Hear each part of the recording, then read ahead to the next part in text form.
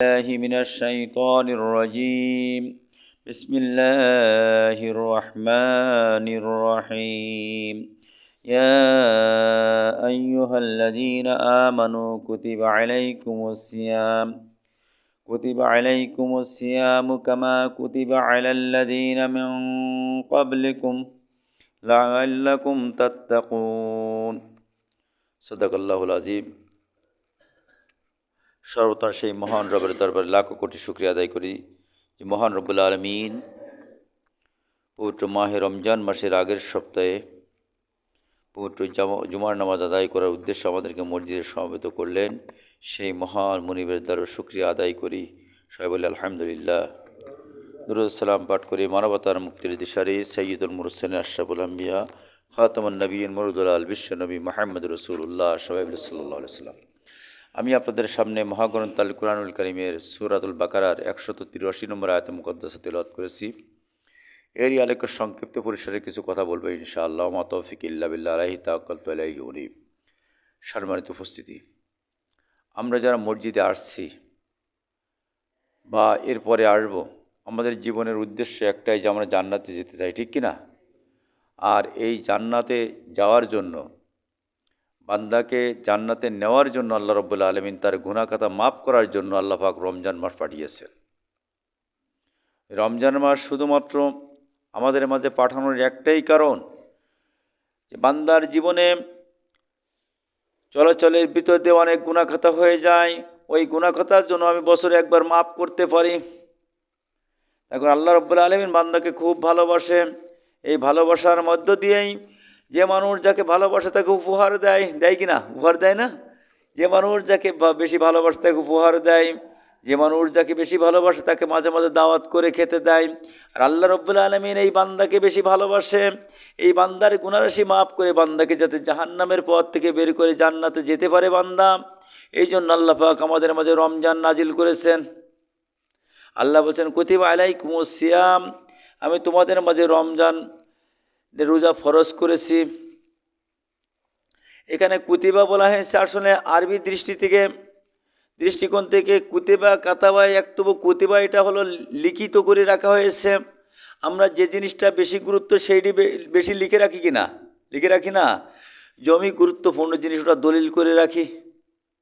এই জন্য রমজানের অত্যাধিক গুরুত্ব, রোজার গুরুত্ব, এই গুরুত্বর জন্য আল্লাহ রাব্বুল আলামিন কুতিবা শব্দ ব্যবহার করেছেন যে আমি তোমাদের মাঝে রমজানের রোজা নাজিল করেছি। কেন তোমাদের পূর্ববর্তী যারা ছিল তাদের পরেও নাজিল করেছিলাম। কী কারণে নাজিল করেছিলাম? একটাই কারণ হলো লাআল্লাকুম তাত্তাকুন, সম্ভবত তোমরা তাকওয়া অর্জন করবে, ক্ষুধাভীতি অর্জন করবে। জান্নাতে যাওয়ার জন্য তাকওয়া দরকার, ক্ষুধাভীতি দরকার, আল্লাহর ভয় দরকার। এই ভয় যাতে তোমরা অন্তরে দিলের ভিতরে আনতে পারো, এই জন্য আমি তোমাদের মাঝে রমজান নাজিল করেছি, রোজা নাজিল করেছি, রোজা তোমাদের পরে ফরজ করে দিয়েছি। রোজার ভিতরে কেমন তাকওয়া দেখেন। যদি কোনো মানুষ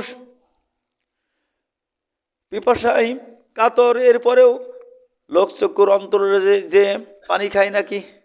পানি খায় না। কেন খায় না? যে আমার আল্লাহ দেখতেছে।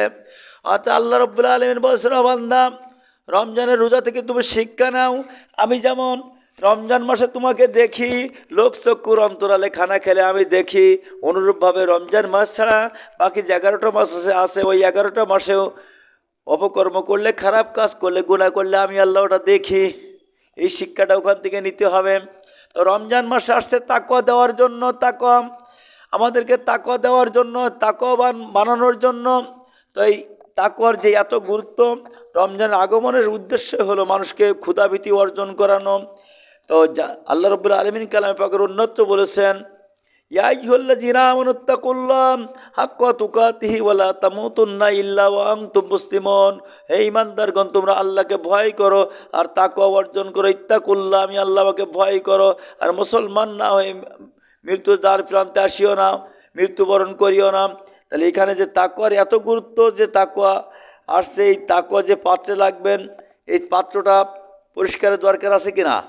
রমজান মাস আসতেছে, রমজান মাসের রোজা, আপনি যে রোজা রাখবেন এই রোজা রোজা রাখবেন, এই রোজার যে তাকওয়া, এটা যে পাত্রে রাখবেন ওটা পরিষ্কারের দরকার আছে কিনা? এটা পরিষ্কারের দরকার আছে। 11টা মাস আমরা বিভিন্ন চলাফেরার মাধ্যম দিয়ে আমাদের যে কলব নামক যে পাত্র আছে, এই পাত্রটা বিভিন্ন গুনার দ্বারা ময়লা করে ফেলেছি। রমজানের আগেই ওইটি আমাদেরকে পরিষ্কার করতে হবে। আমাদের সমাজে এখন থেকে আমরা পরিকল্পনা নিচ্ছি যে রমজান মাসে দুধ ক্রয় করব। অনেক আছেন এরকম, রমজান মাসে দুধ ক্রয় করব। দুধের এত গুরুত্ব কেন? অন্য খাবার থেকে মানুষ কেন দুধ খোঁজে? দুধকে মেডিকেল সায়েন্স বলছে milk is an ideal food. Milk is an ideal food. দুধ একটা পুষ্টিকর খাবার। দুধ হলো কি? পুষ্টিকর খাবার, আদর্শ খাদ্য। তো খাদ্য বলা হয় তো আমরা সাধারণত যেটা, সেটা হলো যেটা চাবাই খাই এটাকে খাদ্য বলে, যেটা গিলে খাই ওকে খাদ্য বলে, ওকে পানি বলে, ওকে পানি বলে। কিন্তু একে খাদ্য কেন বলা হয়েছে? অর্থাৎ এর ভিতরে আপনার পানির চাহিদাও মেটে, আবার ক্ষুধার চাহিদাও মেটে, দুটোই দুধের ভিতরে আছে। যদি কোনো ব্যক্তি দুধ নিয়মিত পান করে তার স্বাস্থ্য শরীর অলরেডি ভালো হয়ে যায়, সব ধরনের পুষ্টি এর ভিতরে আছে। অনুরূপভাবে এই দুধ আপনি দহন করবেন, দহন করার আগে ওই পাত্রটা ভালো করে পরিষ্কার করে নিই কিনা। এরপরে দেখবেন আমাদের মা বোন যারা বা স্ত্রীরা যারা এই দুধ দহন করতে যায়, এর আগে পাত্রটা ধুয়ে নিয়ে আসে, আবার যখন দহন করতে যায় শাড়ির আঁচল দিয়ে ভিতরটা ভালো করে মুছে নেয়। দেখেন এরকম দৃশ্য নেয়, নিয়ে তারপরে দুধ দহন করে। দুধ দহন করার পরে এরপরে যদি ওর ভিতরে অসতর্ক মুহূর্তে একটা এক ফোঁটা গরুর চেনা পড়ে যায়, গরুর প্রসাব পড়ে যায়, দুধ কি নষ্ট হয়ে যায়। পৃথিবীর মানুষেরা আমাদের অন্তরে যে রোজা রাখব, এই রোজাটা ওই দুধের পাত্র পরিষ্কারের থেকে বেশি পরিষ্কারের দরকার আছে কিনা? আছে কিনা? যদি আমরা পরিষ্কার করতে পারি তবে রমজান আমাকে তাকওয়া দেবে। জীবনে বহুবার রোজা রেখেছি কিন্তু তাকওয়া তো আমরা অর্জন করি নাই রমজানের আগে।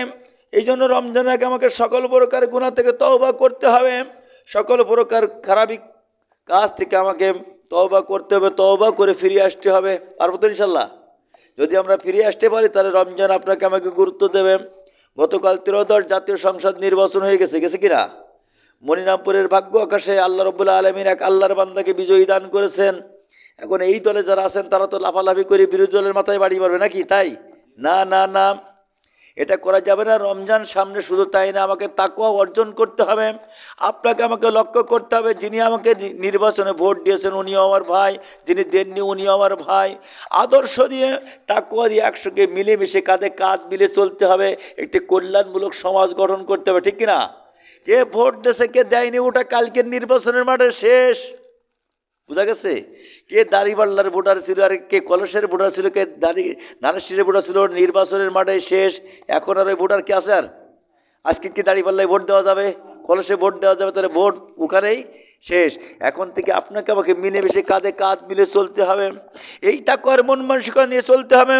যারা রাষ্ট্র ক্ষমতায় গেছে তাদেরকে অনুধাবন করতে হবে। আমরা যেহেতু বাংলাদেশ কৃষি প্রধান দেশ, এই কৃষি প্রধান দেশে আমাদের বাড়িতে এখন বিভিন্ন প্রকারের ফল হয় না? বাড়ির কথা বলি, ফল হয় কি না?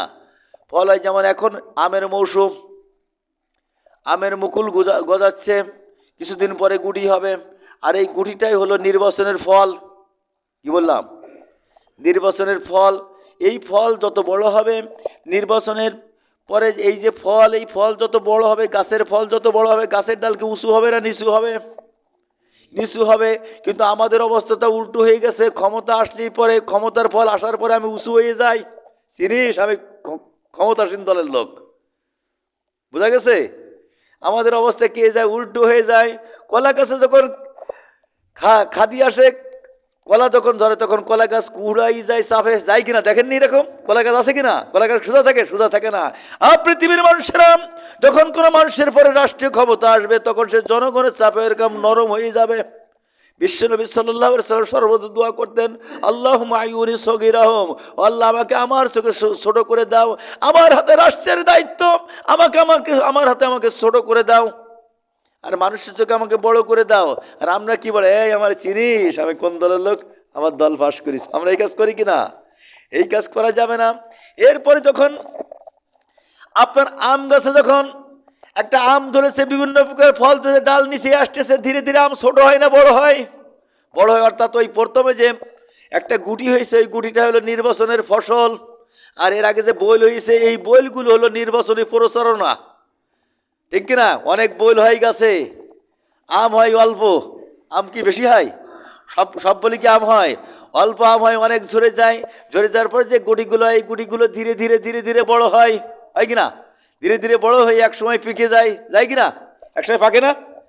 পাকার পরে গাছটি তোলার পরে কেউ তার ফল থাকে। আজকের গতকাল যে নির্বাচন হয়েছে নির্বাচনের আমের গুটি কেবল হয়েছে, এটি 5 বছর বড় হবে। কয় বছর? 5 বছর বড় হবে। 5 বছর পরে কিন্তু এই আমটাও পাকিয়ে যাবে, আবার নতুন বল গজাবে, নির্বাচন ঘোষণা হবে না? হবে কি না? হবে। আবার এই আম যখন লাগাইছে, আম হওয়ার আগে একবার স্প্রে করেছি, বলি স্প্রে করলাম, গুটিতে স্প্রে করলাম, স্প্রে করা হয় কি না? স্প্রে করি তার মানে কি আম ভেঙে ভেঙে ফাড়ি ফেলি নাকি? ডাল ভেঙে ফেলি? স্প্রে করি, স্প্রে করি যাতে আমার ফলগুলো সতেজ থাকে, ফলগুলো বিভিন্ন প্রকার ভাইরাস মুক্ত থাকে। আমপাড়ি তো করি না, আমপাড়ি কি করি? আমপাড়ি করি না, ওদের স্প্রে করি। এই পৃথিবীর জমিনে যারা বিরোধী দল করেছে, বাংলার জমিনে যারা বিরোধী দল করেছে, এদেরকে আমরা স্প্রে করবো ভালোবাসা দিয়ে। কি দিয়ে? ভালোবাসা দিয়ে। বুকে বুকে জড়িয়ে ধরে রে, ভাই তুমি বিরোধী দল করেছো, তাতে কি হয়েছে, আসো আমার বুকে আসো, একসঙ্গে মিলেমিশে করি, তোমার বিরুদ্ধে খারাপই ছিল, খারাপই থেকে তওবা করো, একসঙ্গে আমরা সমাজ গড়ি। বুঝছেন কথা? আমের ডাল যেমন ভাঙবেন না, আপনার প্রতিপক্ষ যারা নির্বাচন করছে ওদেরকেও ভাঙবেন না, ওদেরকেও বেশি কথা বলবেন না, বুকের সঙ্গে জড়িয়ে নেবেন, নিয়েই চলবেন। এইটি হবে আদর্শ। যদি না হয়, ডাল যদি ভেঙে ফেলেন ওই গাছে কিন্তু আর আম হবে না। হবে? ডাল ভাঙলে আম হবে? আম হবে না। এই জন্য আপনাকে আমাকে ফিরিয়ে আসতে হবে। এটা সামনে রমজান, এই আদর্শ যদি আপনি আমি নিতে পারি, এইভাবে যদি অন্তর কলব পরিষ্কার করতে পারি, এইভাবে যদি আপনি আমি চলতে পারি, তবে এই রমজানের রোজা ফায়দা দেবে। আর যদি মনের ভিতরে বড় ব্যারাম থাকে, কলেরা থাকে, ডায়রিয়া থাকে, যে আমি ক্ষমতায় গেছি, বিরোধী দল বাড়ি সাফ করে ফেলবো, সাদানি সাফ করে ফেলবো, আপনার অন্তর জিন্দেগিতে পরিষ্কার হবে না। আপনার রোজা ধরে কখনো তাকওয়া দেবে না, আপনার রোজা কখনো জান্নাতে নিয়ে যাবে না। যাবে? যাবে না। এই জন্য আপনার আমার ভিতরে যে ক্ষমতার চাদর আসছে, যে রাষ্ট্রীয় দায়িত্ব আসছে, এই রাষ্ট্রীয় দায়িত্ব, যে রাষ্ট্রীয় ফল আসছে, এই ফলটা সুন্দরভাবে লালন পালন করতে হবে। লালন পালন যদি আপনি 5 বছর করতে পারি, তবেই কিন্তু আপনি সফল, ঠিক কিনা? এই জন্য কে বিরোধী দল, কে দলীয় লোক, কে কার নির্বাচন করছে এটা দেখা যাবে না। সবাই আমরা ভাই, সবাই কি ভাই, কাঁধে কাঁধ মিলে একসঙ্গে চলবো। নির্বাচনের প্রতীককাল শেষ হয়ে গেছে, গেছে কিনা? যে প্রার্থী মনে করেন মনিরামপুরে দাঁড়িপাল্লা প্রতীকে পাশ করেছে, 3 মাস পরে কি দাঁড়িপাল্লার নাম কেউ কবে? কবে এমপি অমুক অ্যাডভোকেট আজিমুল ইনামুল হক এমপি, দাঁড়িপাল্লার নাম কি কেউ কবে? কলসের নাম কি কেউ কবে? অর্থাৎ প্রতীক নির্বাচনের পরে শেষ। বিদায় প্রতীক যখন নির্বাচনের শেষ, আপনি তো নির্বাচন করেছেন প্রতীকের, কিসের? প্রতীকের। হয় ধানের শীষে, না হয় কলসের, না হয় দাঁড়িপাল্লার। তো প্রতীক তো নির্বাচনের মাঠে শেষ হয়ে গেছে, ব্লেড যুদ্ধের মাঝ দিয়ে। বিদায় ওই প্রতীকের কেওয়াজ কান্না আমার সমাজ আনা যাবে না, কোনো অবস্থায় আনা যাবে না।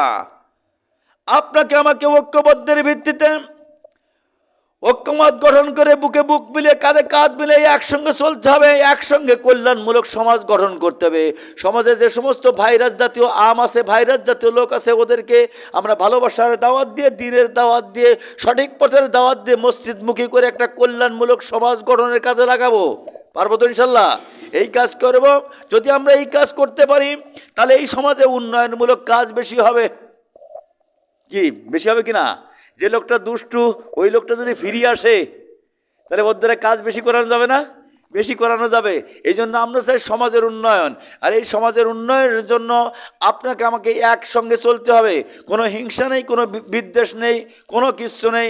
আমরা যে সফলতা চাই, আমার মানুষের জীবনের বড় সফলতা হলো জান্নাত। বড় সফলতার নাম কি? জান্নাত। আমরা এই জান্নাত পেতে চাই কিনা? জান্নাত পেতে চাই। এই জান্নাত যদি আমরা পেতে চাই, তাহলে আমাদেরকে এই ফলকে সুষমভাবে বন্টন করতে হবে, সুন্দরভাবে রক্ষণাবেক্ষণ করতে হবে। বুঝছেন কথা? যদি রক্ষণাবেক্ষণ না করতে পারেন, জান্নাত কিন্তু হবে না। আপনি ক্ষমতায় যাওয়ার পরে বিরোধী দলকে লাল কার্ড দেখাবেন, আল্লাহ রব্বুল আলামিনও আপনাকে জান্নাতের লাল কার্ড দেখাই জাহান্নামে ঢুকাই দেবে। আল্লাহ রব্বুল আলামিন কালাম পাকের ভিতরে বলছেন, পৃথিবীর মানুষের তোমরা শোনো, ইন্নামাস সাবিলু আলাল্লাযিনা ইয়াজলিমুনান নাস ওয়া ইয়াবগুনা ফিল আরদি বিগাইরিল হক উলাইকা লাহুম আযাবুন আলীম। আল্লাহ বলছেন, যদি তুমি মানুষের পরে জুলুম করো, আমি কিয়ামতের ময়দানে তোমার বিরুদ্ধে মামলা দায়ের করব। তো বিরোধী দলে যে তারা ফেল করেছে, যারা নির্বাচনে জিততে পারে না, ওরাকে মানুষ বলে মনে হয় না? ক্ষমতার মস্তাদে সে ক্ষমতা নাই, আপনি পেয়েছেন, আপনি পাশ করেছেন বলে বিরোধী দল যারা করে কি মানুষ বলে মনে হয় না? ওদের পরে জুলুম করা যাবে? যদি জুলুম করেন, আল্লাহ রাব্বুল আলামিন কিয়ামতের ময়দানে আপনার বিরুদ্ধে মামলা দায়ের করবে। আল্লাহর মামলায় জামিন করে জান্নাতে কে কে যেতে পারবেন? হাত উঁচা করেন, দিন পারবেন কেউ? আল্লাহর মামলায় জামিন করে কিন্তু জান্নাত পাওয়া যাবে না। আমাদের বড় সফলতা হলো নির্বাচন না, বড় সফলতার নাম হলো জান্নাত। বড় সফলতার নাম কি? জান্নাত। ওই জান্নাতে যাওয়ার জন্য আমরা সঠিক পাত্র নির্বাচন করি, ওই জান্নাতে যাওয়ার জন্য সমাজ ব্যবস্থা, ইসলামী সমাজ ব্যবস্থা কায়েমের আন্দোলন করি, না অন্য কোনো কারণে? অন্য কোনো কারণে না। এই জন্য আমরা মিলেমিশে একসঙ্গে থাকবো, একই সঙ্গে থাকবো, কাঁধে কাঁধ মিলিয়ে। প্রতীক কিন্তু কালকে শেষ হয়ে গেছে, আজকেতে আমরা ভাই ভাই, ঠিক না? আজকেতে আমরা ভাই ভাই। এই আদর্শ নিয়ে যদি আমরা চলতে পারি, এইভাবে যদি অন্তরটাকে সেট করতে পারি, এইভাবে যদি আপনার দিলটাকে পরিষ্কার করতে পারেন, আমার দিলটাকে পরিষ্কার করতে পারি, তবেই কিন্তু রমজান তাকওয়া দেবে। আর যদি এই আদর্শ না নিতে পারেন, এই আদর্শ যদি গ্রহণ না করতে পারেন, তাহলে 20 বছর 60 বছর রোজা রেখে